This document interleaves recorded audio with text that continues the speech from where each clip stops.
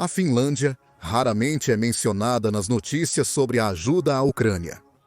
A Finlândia enfrentou seus próprios problemas com a Rússia, compreensível considerando que o país tem a segunda maior fronteira europeia com a Rússia, atrás apenas da Ucrânia.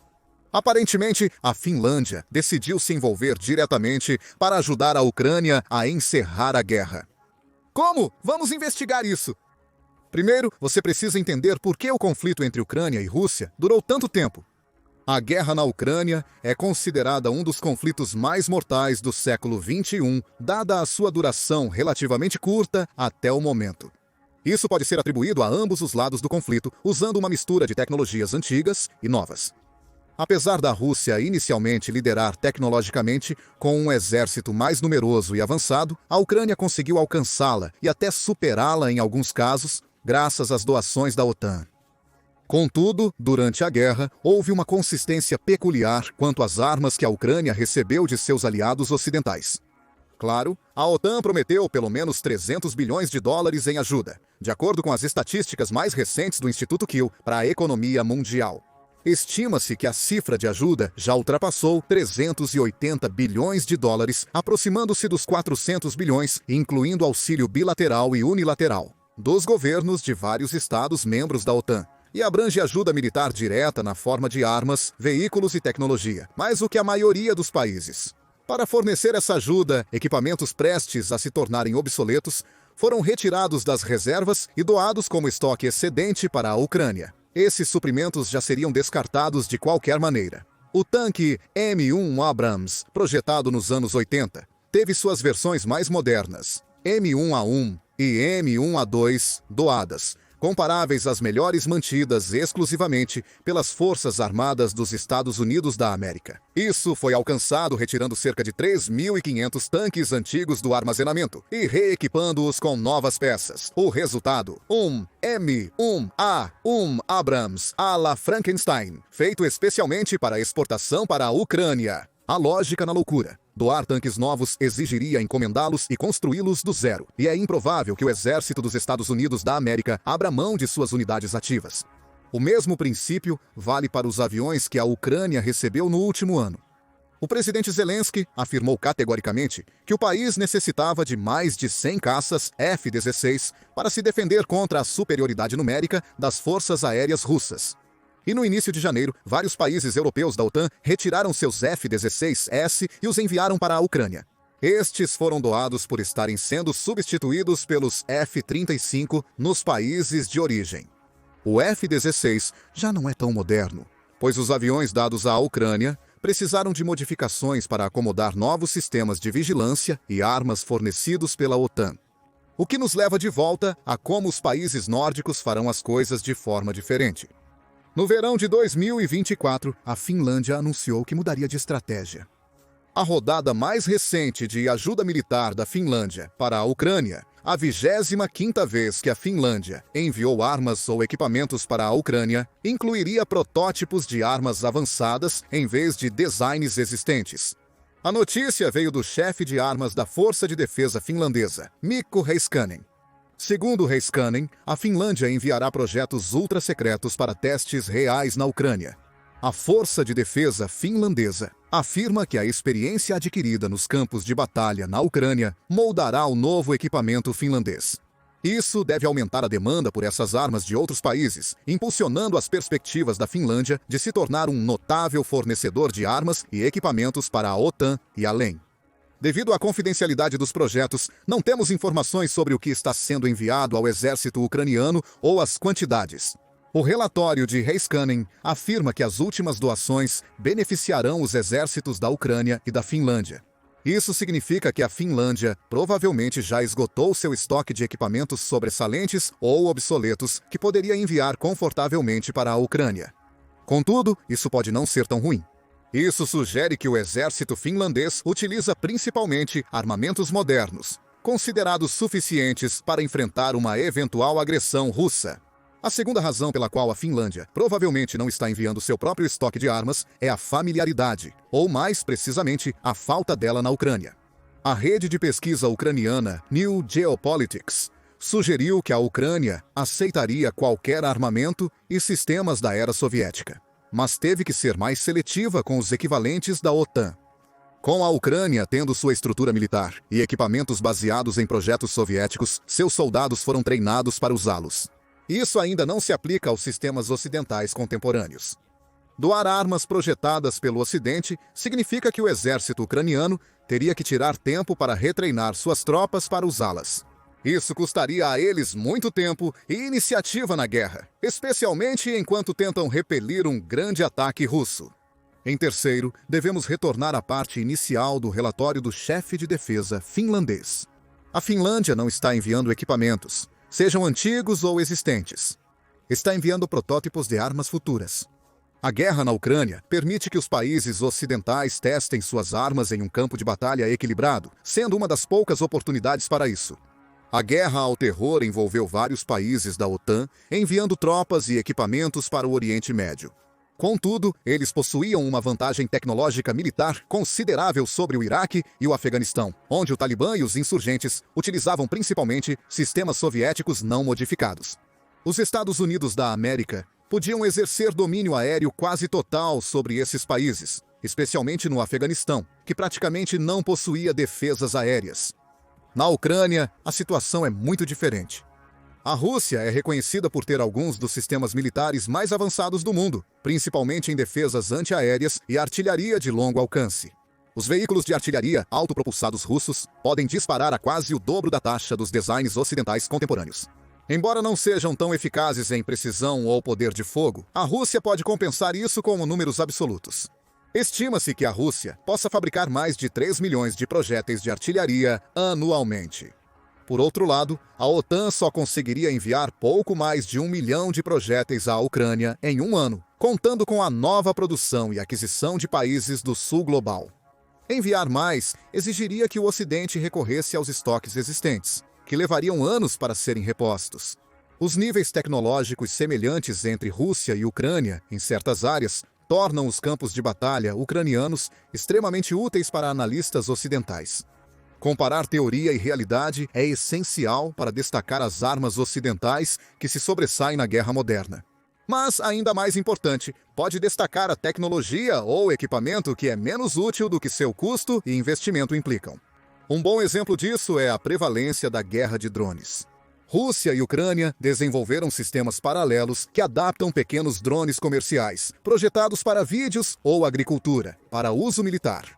Drones originalmente projetados para fotografia profissional se tornaram essenciais para fornecer aos militares uma visão aérea por menos de $1.000 cada. Um preço tão baixo que é praticamente inimaginável na indústria militar dos Estados Unidos da América. Drones agrícolas foram reaproveitados pela Ucrânia no chamado drone vampiro, ou Baba Yaga. Em vez de equipamentos de fertilização, esses drones agora carregam granadas de morteiro e minas, que eles soltam diretamente sobre a infantaria inimiga ou fortificações. Os drones acrescentam uma nova dimensão às estratégias de guerra modernas, com monitoramento e resposta em tempo real praticamente garantidos. Isso resultou em sistemas de artilharia rebocados, como os obuseiros soviéticos usados por ambos os lados, só sendo úteis em grande número. Os obuseiros devem ser implantados, atirar e desmontar antes de se mover. Esse processo leva tempo, deixando-os vulneráveis se o inimigo puder usar drones para determinar suas posições. Com drones modernos equipados com excelente visão noturna e detecção infravermelha, há poucos lugares para armas estacionárias se esconderem. Para se manter relevante na guerra do futuro, há duas rotas possíveis para o avanço dessas armas. Elas vão precisar de camuflagem avançada ou de recursos de ataque e fuga. Os suecos lideram o pioneirismo de sistemas avançados de Barracuda ACAMO na Ucrânia. Os sistemas HIMAR demonstraram ser um ótimo exemplo disso. O lançador de mísseis antiaéreos autopropelido pode se reposicionar rapidamente após disparar uma salva, dado que os mísseis do HIMAR ficam apenas 1,5 minutos no ar. A Rússia não consegue rastreá-los a tempo de localizar o veículo lançador. Considerando todas essas melhorias, qual é a contribuição da Finlândia para a causa? A agência de notícias oficial e o Ministério da Defesa permanecem em silêncio sobre o assunto. Como os projetos ainda estão em fase de protótipo, provavelmente teremos que esperar anos por mais anúncios, que devem vir somente após o fim da guerra na Ucrânia. O maior fabricante de armas da Finlândia é a Patria, um empreiteiro de defesa de propriedade majoritária do governo finlandês, com 49,9%, pertencendo ao grupo de defesa norueguês Kongsberg Defence and Aerospace. A Patria tem sido responsável pela produção de armas no país, por fornecer diversos sistemas modernos para a defesa nacional da Finlândia e de outros países. Alguns desses sistemas foram avistados nos campos de batalha da Ucrânia. O primeiro exemplo é o Patriot AMV, um veículo blindado multiuso de 8x8. O grande avanço do Patriot está na capacidade de incorporar diversos sistemas de armas e tecnologias. Dependendo da configuração, o AMV pode servir como um veículo blindado de transporte de pessoal, de apoio à infantaria ou de apoio médico. Para isso, existem algumas variações do chassi específico que o AMV pode usar. Modelos de teto alto são usados para comando e transporte, enquanto os de armamento pesado acoplam sistemas de armas. O AMV possui um sistema de blindagem robusto, projetado para resistir à maioria das minas antitanque comuns, como as TM-62 que a Ucrânia e a Rússia usaram durante a guerra. A Pátria exportou seus projetos de AMV modificados para a Polônia, reduzindo a blindagem, mas adicionando capacidades anfíbias. Uma possível melhoria para o sistema AMV é abordar as falhas previamente citadas da artilharia rebocada. A Pátria fabrica um obus rebocado de 155 mm com alta taxa de fogo de 6 disparos por minuto e capacidade de autopropulsão em curtas distâncias através de motor diesel integrado e plataforma com rodas. A Pátria já experimentou montar o obus em um chassi de tanque soviético T-55. Porém, a arma resultante enfrentou dificuldades com a redução da precisão após ser redirecionada e o comportamento errático do cano em tiros de longo alcance. Apesar de não ter enviado oficialmente obuses de canhão de 155 mm da Pátria para a Ucrânia, a Finlândia enviou parte de seu estoque de artilharia de canhão de sapo. Estes incluem os obuses soviéticos Tu-36, Jaia Stint B de 152 mm e Mil-46 de 130 mm. Sendo projetos soviéticos, a Ucrânia poderia utilizá-los bem devido à sua capacidade interna de produção de artilharia. Provavelmente, essa era a forma da Finlândia de escoar o estoque obsoleto. Isso sugere que o país também enviou sua munição restante para essas armas, considerando que seus novos canhões de 150 mm podem usar munição feita para praticamente qualquer outro design da OTAN. Além disso, a agência de notícias finlandesa Yle relatou em 2023 que a Pátria considerava criar novos AMVs na Ucrânia, usando recursos de fabricação doméstica sob licença da Pátria. Isso sugere que os AMVs têm tido um bom desempenho na Ucrânia, provavelmente devido aos seus designs modulares e potencial para futuras modificações. A Ucrânia tem se mantido à frente da Rússia na guerra, principalmente devido a este último fator. A Finlândia pode estar investigando o uso do chassi do Patriot AMV como base para obuseiros autopropelidos domésticos baseados na artilharia Patriot. O resultado provavelmente será muito inspirado no obuseiro francês César, montado em caminhão. O Caesar também usa um obuseiro de 155 mm como armamento, mas todo o sistema é baseado em um caminhão 6x6. As alterações do Patriot podem incluir a robusta blindagem do AMV ou a confiabilidade e capacidade de carga extras do chassi 8x8. Este avanço é apoiado pelo fato de que os Quasars superaram tanto o M100 e 9A6 Paladin, rastreado dos Estados Unidos da América, quanto o M777 rebocado britânico, ambos usando canhões de 155 mm. Cerca de um terço da artilharia rastreada doada à Ucrânia foi perdida para a ofensiva russa, mas apenas um décimo dos Quasars doados foram destruídos. Isso implica que a mobilidade adicional de colocar a arma em um chassi com rodas melhora drasticamente sua sobrevivência, enfatizando a necessidade de táticas de ataque e fuga para sistemas de médio a longo alcance.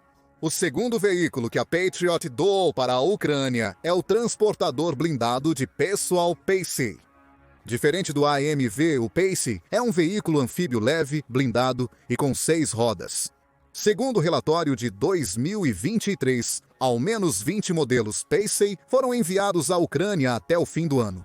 Assim como o AMV, o Pacey X-A-180 e o X-A-185 não possuem sistemas de armamento nativos. Contudo, o veículo tem uma base de torre rotativa que permite a instalação de um autocanhão ou metralhadora, transformando-o em um veículo de apoio à infantaria. Porém, existem poucos relatos sobre o desempenho do veículo na Ucrânia. As atualizações da Patriot para o Pacey parecem terminar com a série XA-200 projetada com uma armadura mais pesada. Isso fez com que o veículo perdesse sua capacidade anfíbia total, permitindo apenas que entrasse em água com profundidade de 5 pés. O XA-202 é usado principalmente como veículo de comunicação e comando pelas Forças Armadas da Finlândia e Suécia atualmente. Um relatório de fevereiro de 2022 indica que a Patriot atualizava os veículos suecos para melhorar sua vida útil prevista por décadas. As atualizações deveriam ocorrer até 2025. A Patriot pode usar a experiência real do desempenho do XA-185 na Ucrânia para aprimorar os modelos XA-202 existentes. A Patriot anunciou recentemente um novo sistema de motor móvel de 120 mm, denominado TREMOS. O design do TREMOS integra armamentos de morteiro pesado em um sistema de transporte modular, similar ao usado por AMVs, montado em um caminhão militar. O sistema TREMOS é compatível com veículos 4x4, 6x6, 8x8 e até com esteiras, devido à sua capacidade de redução de recuo, melhorando a estabilidade do caminhão e reduzindo o desgaste. Uma das características marcantes do TREMOS é sua capacidade de ataque e fuga, permitindo que o veículo abra fogo após apenas 1 minuto de preparação e saia imediatamente após o último disparo de morteiro. Potencialmente, poderia ter sido inspirado por melhorias em sistemas existentes, reconhecendo que este tipo de tecnologia se provou mais útil na guerra na Ucrânia. Mas, por que um veículo futuro importa se o problema da Ucrânia é atual? Tremors deve entrar em produção no começo de 2025. Dado que é improvável que a guerra acabe em breve, a Finlândia pode começar a produzir o sistema com o único objetivo de enviá-lo imediatamente para a Ucrânia. Isso pode não ser apenas especulação. Segundo o relatório de junho de 2024 do Ministério da Defesa finlandês, protótipos já estão sendo enviados para a Ucrânia. Estes podem incluir precursores ou protótipos do TREMOS. O TREMOS também pode ser testado pela primeira vez na Ucrânia, permitindo que o Patriot obtenha experiência valiosa sobre a funcionalidade e taxas de sucesso do sistema. A Rússia, vizinha direta da Finlândia, possui alguns dos sistemas defensivos mais robustos do mundo. Em um cenário hipotético onde a Rússia ataca um país da OTAN, a Finlândia seria obrigada a entrar no conflito. Heiskanen também mencionou que parte da capacidade de produção reservada para armas domésticas poderia ser usada para criar mais armas para a Ucrânia. Heiskanen insistiu que isso exigiria vontade política e financiamento do governo finlandês, o principal proprietário do grupo de defesa Patriot. Assim, o processo se completa, e o governo finlandês controla tanto o fabricante de armas quanto os meios para enviar mais armas para a Ucrânia. Considerando a forte queda nas relações Finlândia-Rússia nos últimos anos, o governo finlandês pode estar encorajado o suficiente para fazer movimentos mais agressivos e públicos. Logo após o início da guerra na Ucrânia, em fevereiro de 2022, a Rússia pareceu tentar enfraquecer o governo e a economia da Finlândia. Segundo a British Broadcasting Corporation, em novembro de 2023, oficiais finlandeses declararam que a Rússia tentava sobrecarregar a fronteira russo-finlandesa ao enviar migrantes ilegais da Síria, Iraque e Iêmen do sul da Rússia para a Escandinávia. Em resposta, a Finlândia fechou a maioria de suas fronteiras com a Rússia em 2024 e promulgou uma lei para bloquear os solicitantes de asilo russos. A lei, que contraria compromissos anteriores da Finlândia com esforços internacionais de direitos humanos, é uma das formas mais públicas do país responder ao que vê como tentativas da Rússia de enfraquecê-la. No fim de 2023, a Rússia já havia rompido relações ao se recusar a renovar um acordo de fronteira com a Finlândia, vigente desde 2012. A tática de guerra híbrida que a Rússia está usando na Finlândia é uma resposta direta à adesão finlandesa à OTAN em 2023, que por sua vez é uma reação à anexação da Crimeia pela Rússia em 2014 e à invasão total da Ucrânia em 2022. É compreensível que a Finlândia, com seu histórico de guerra contra a Rússia no século XX, esteja cautelosa com seu vizinho agressivo. A Finlândia pode ter a chance de ampliar seu suporte à Ucrânia. A invasão ucraniana da região russa de Kursk em agosto de 2024 ultrapassou novamente uma das linhas vermelhas nucleares da Rússia sem resposta.